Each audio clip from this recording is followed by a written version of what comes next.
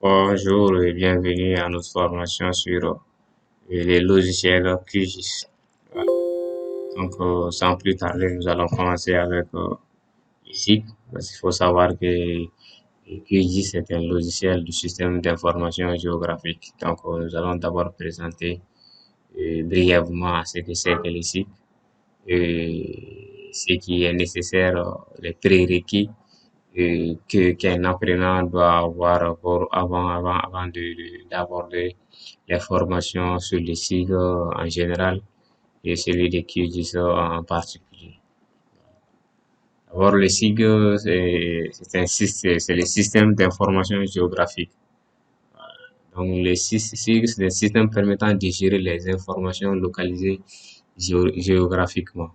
Voilà. Donc, les systèmes d'information géographique regroupent différentes méthodes et techniques d'information permettant de modéliser, de saisir, de numériser, de stocker, de gérer, de consulter, d'analyser, de représenter les objets ou des collections d'objets géographiques.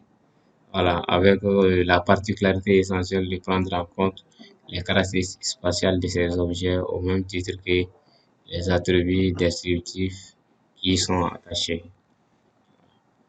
Donc, on peut voir ici qu'il y a deux grands types de données géographiques dans les sites.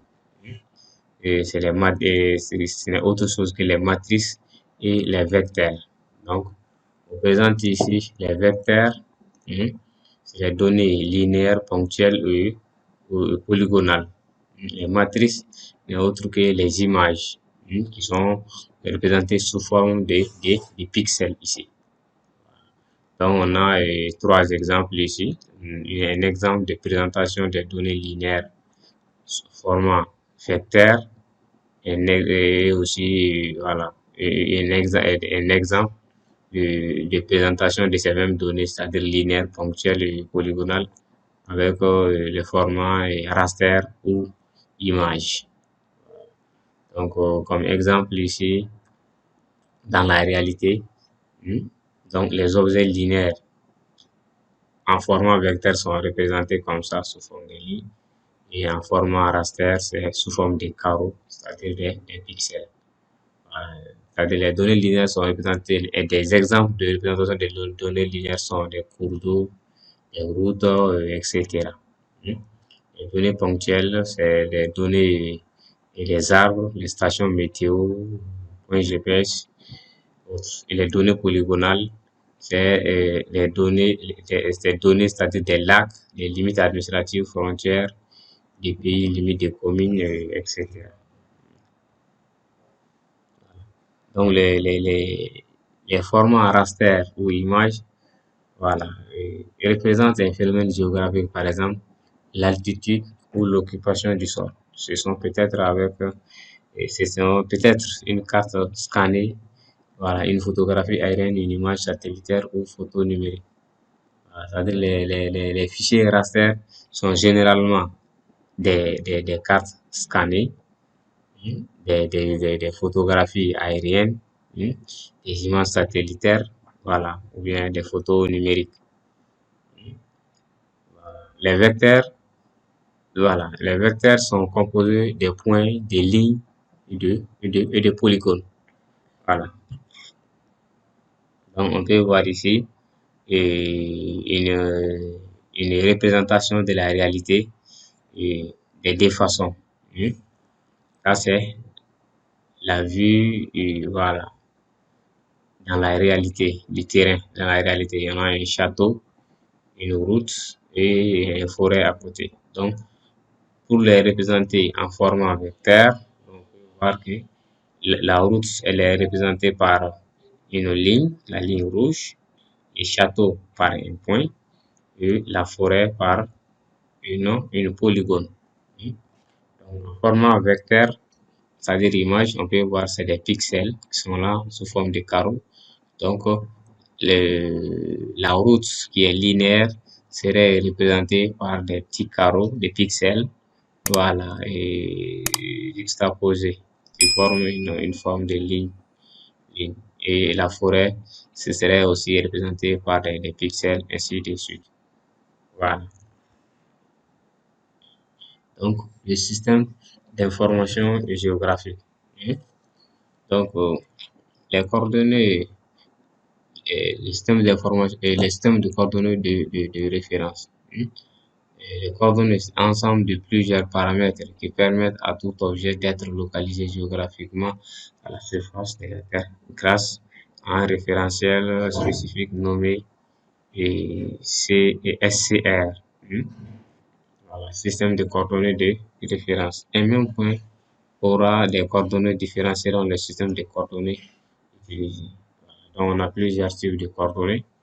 Coordonnées, voilà, en fonction parce que, donc on va en venir à ça. Donc, on a les systèmes de coordonnées référentiels généralement associés à un ellipsoïde qui est utilisé pour mesurer les coordonnées.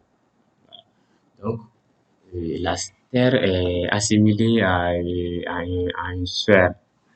Voilà. Donc, pour cela, donc, il y a plusieurs ellipsoïdes qui sont là avec différents paramètres. Donc, c'est ce qui fait qu'on a plusieurs types d'ellipsoïdes. Donc, on a plusieurs types de systèmes de coordonnées, voilà, qui sont là en fonction de l'ellipsoïde qui a été utilisé, voilà, pour les calculs. Hmm. Donc, on a quelques exemples ici qui sont là dans ce tableau. Alors, on a le système de coordonnées NTF, nouvelle triangulation française, qui a pour ellipsoïde l'éclair 80. Voilà, ça, c'est des ellipsoïdes internationales. Il y en a aussi des ellipsoïdes locales. Donc, il y a plusieurs, il y a une infinité de systèmes de coordonnées. Voilà. Donc, les systèmes de coordonnées de référence sont orientés, sont recensés par l'EPG qui a attribué des codes à chacun. C'est ce qui est les codes ici, les codes EPHG. Voilà, donc quand on maîtrise ces codes-là dans les logiciels, donc même si on ne connaît pas le nom du système de coordonnées, si on connaît ces codes-là, on peut le repérer facilement pour aller plus vite. Voilà. Donc, on peut voir, on a les ED50, European Datum 1950, International I4 comme ellipsoïde, on a les Toulouse 84, World Geological System 84. Il y a aussi le ellipsoïde dans les systèmes de production. Donc, comme je disais auparavant, la Terre est assimilée à une sphère. Voilà. Donc, le fait de passer aux coordonnées sphériques en coordonnées planes, c'est-à-dire les coordonnées, parce que les coordonnées sphériques, c'est les coordonnées angulaires. On a vu que les coordonnées géographiques, c'est les lambda phi qui sont en degrés et radians et en grade. Donc, c'est ces coordonnées, les coordonnées angulaires. Donc, le fait de passer de ces coordonnées-là aux coordonnées planes, donc, qui sont en format métrique, c'est ce qui s'appelle le système de projection. Voilà, donc, c'est le fait de passer des coordonnées sphériques aux coordonnées métriques. Voilà. Donc, dans ce cadre, on a trois grandes familles d'acquisition. On a la projection cylindrique, comme exemple, la projection du Mercator, la projection conique, comme exemple, la projection de Lambert et la projection azimutale, comme exemple, la projection de Chamberlain.